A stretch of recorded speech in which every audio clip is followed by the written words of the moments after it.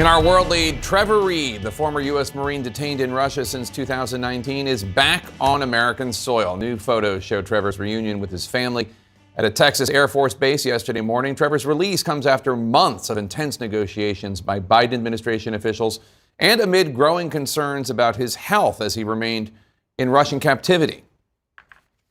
And Trevor's parents, Joey and Paula, along with his sister, Taylor Reed, joining us now to tell us what it was like to greet Trevor for the first time after his release. Paula, I've never seen you smile before. It's so good to see you smiling. It was good to hear you laughing before we started taping.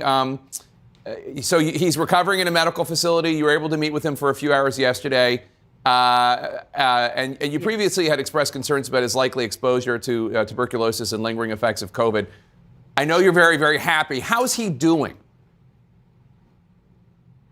He seems to be doing a little bit better every day. I think he's, settling in. And we've had a great time visiting with him yesterday. And towards the end of the visit, he was more like himself, telling us stories, making us laugh. He's kind of a little bit of a cut up. And so it was great to see his old personality coming back. And Joey, I mean, it's been a long, long journey, but it's good to see a smile underneath that mustache. How does it feel to have him back home in the U.S.? Hard to describe, Jake. It's wonderful. And Taylor, what's it like to have your brother back and to know that he's safe? It's outstanding. It still feels a little surreal at the moment, but we couldn't be happier. So, Paula, the State Department obviously played a very important role in securing Trevor's release, and you just had a virtual meeting with Secretary of State Antony Blinken. What can you tell us about the meeting? He just wanted to congratulate us and tell us that, it was mostly because of mine and Joey's efforts to bring Trevor home. Although, like I said, we know that isn't true. We know that the government's been working on it for a while, and they worked hard, and we know that Governor Richardson had a play in that. There's so many people that worked on it besides just Joey and I. So we appreciated his call, and we were thankful that he let us know that he's working on bringing others home still. So they obviously did some important work, but do not discount how hard you guys worked, and Jonathan Franks too, to get the story front and center so it couldn't be ignored.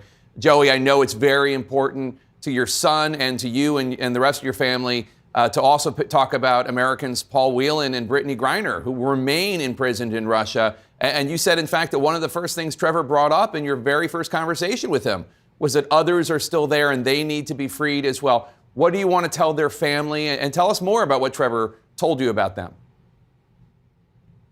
Well, when we first got to sit down with him yesterday in the evening, and we were actually able to stay about 2 hours before they had to start running some more tests. But we asked him how he was doing, and he said, well, I'm not doing too well. And we immediately became concerned, and we said, so what's physically? And he said, no. And we said, what? And he said, Paul Whelan. And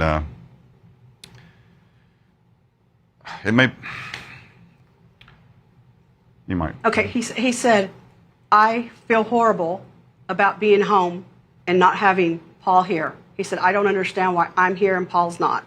And he said, and I'm not doing well now, but as soon as I get better, I'm going to work on bringing Paul home. He asked the Russians, he asked the FSB on his plane, while they were waiting for the American plane to arrive, he said, where's the other Americans? And they said, it's only you. And I think he was very surprised, and we had always been concerned that he might, if this were to ever occur, a single transaction, that he might fight it, not wanting to leave a fellow Marine behind.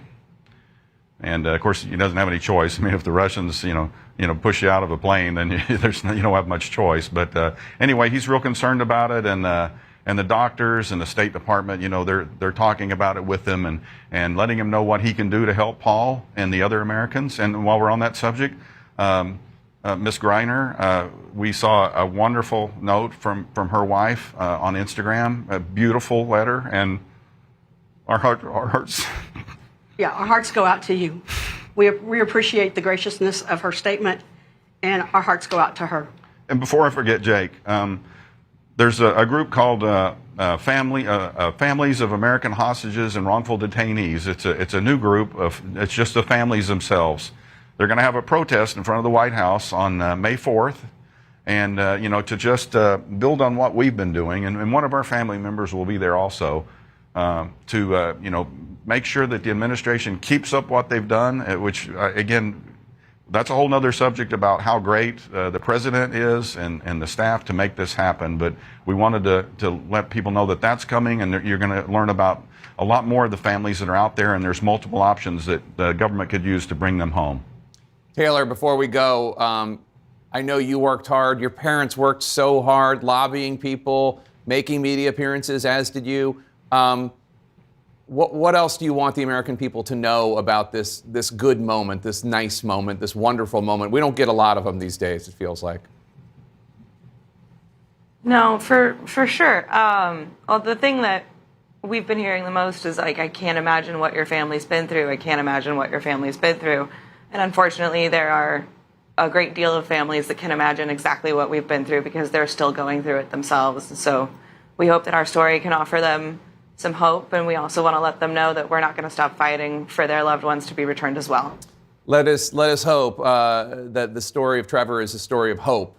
If it can happen to him, it can happen to Brittany, it can happen to Paul and others, and it's such a testament to your great character, Joey, Paula, and Taylor, that you're talking about these other people at this moment of relief and happiness for your family. Thank you so much, as always, and I hope to see you soon. Thank you. Thank you, Jake.